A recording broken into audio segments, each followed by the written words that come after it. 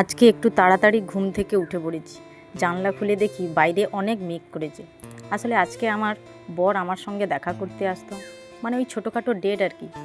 কিন্তু পরেও ফোন করে জানালো ও আসতে পারবে না, কারণ বাড়ির দিকে নাকি খুব বৃষ্টি হচ্ছে। কথাটা শুনে মনটা অনেক খারাপ হয়ে গেল, কিন্তু কি আর করা যাবে, ওয়েদারের ওপর তো আর কারোর হাত নেই। যেহেতু আমি পড়াশোনার জন্য মেসে থাকি, তাই ও মাঝে মধ্যে আমার সঙ্গে দেখা করতে আসে। ছাড়ো, ওর কথা বাদ দাও।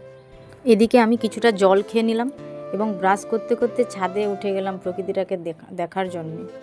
রাতে অনেক বৃষ্টি হয়েছে তো, তাই মুখে জল লাগাতে ভীষণ ঠান্ডা লাগছে। তবুও বাইরের ওয়েদারটা কত ক্লিন দেখো। এদিকে আমি স্নান করে চলে এসেছি, একদম ফ্রেশ। ও, আমার পরিচয়টাই তো তোমাদেরকে ঠিক করে দেওয়া হলো না। হাই এভরিওয়ান, আমি Sanchayita. Welcome to my new blog. কেমন আছো তোমরা সবাই? আশা করি সবাই ভালো আছো। আমিও ভগবানের আশীর্বাদে খুব ভালো আছি। স্নান সেরে জামা কাপড়গুলো কাচার জন্য ছাদে চলে এসেছি। ছাদে যদিও রোদ নেই, তবুও একটু হাওয়া লেগে লেগে জামাগুলো তো শুকনো হয়ে যেতে পারে। তার জন্য আমি জামা কাপড়গুলো নিয়ে ছাদের উপরে চলে এসেছি।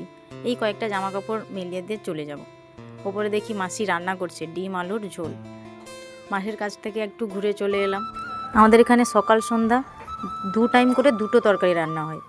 ওই দিক থেকে আমি চলে এসেছি। এবার ঠাকুরে পুজো দিয়ে নেবো, তার জন্য কয়েকটা ফুল তুলে নেবো। ফুল আমাদের জেঠিমাদের বাড়িতেই পাওয়া যায়, আমাদের বাইরে কোথাও কিনতে যেতে হয় না। কারেন্ট চলে যাওয়াতে ফ্ল্যাশ অন করেই ঠাকুরের ধূপ ঘোরাতে হচ্ছে। ঠাকুরের ধূপ দেওয়ার পর আমি চলে এলাম ছাদের উপরে ভাত আনতে, কারণ আমাদের তো অনেক তাড়াতাড়ি রান্না হয়ে যায়। এবার ভাতটা যদি না নামিয়ে রাখি তাহলে সে ভাত আর খাওয়া যাবে না।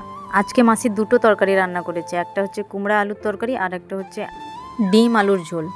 জামাগুলো দিয়ে যেতে না যেতে বৃষ্টি শুরু, তাই জামাগুলো তুলে নিয়ে এসে খেতে বসে পড়লাম। একদম খেয়ে দিয়ে শুয়ে পড়বো। এখনকার মতো রাখি, টাটা।